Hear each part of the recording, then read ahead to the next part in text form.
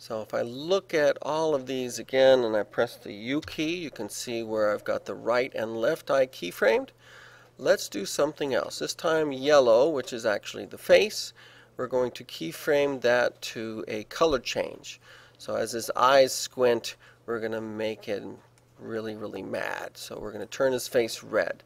So I can jump to right here, and we need to turn this face red by right-clicking on the layer and going to Layer Styles. Now, these are some familiar different things that you can do. Drop shadows and glows, beveling, and emboss even. And what we're going to do is a color overlay. It's simply going to change the color of that face to a color that we want.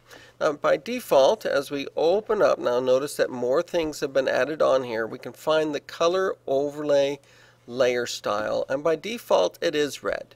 So we can actually, as you can see, choose a darker red, or we can change all sorts of things here, all different colors.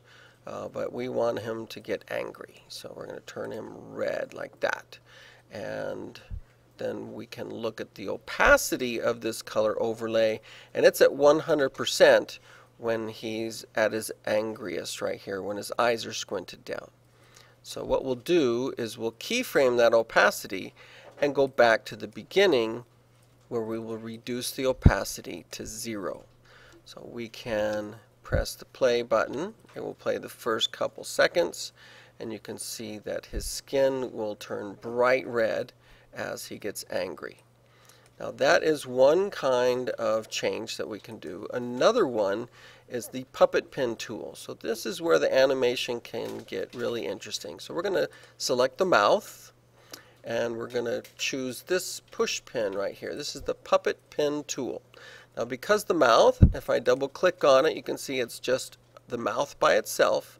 Because of that, we'll be able to go to our composition and put some pins in them. So we're going to use a pin right in the corner. Gives me a yellow dot. And I'm going to put another one here, and one here. So with those 4 pins, his mouth has been fixed in that position at 0 seconds. Now we can go back and find the exact point at which his eyes are most squinted. And so we are going to now move those push pins and bring the corners of the mouth down and bring the center of the mouth up. And he is now going to look very angry indeed.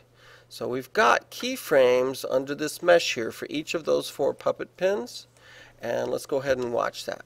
So as he turns red, as his eyes squint, his mouth is also going to get very, very angry.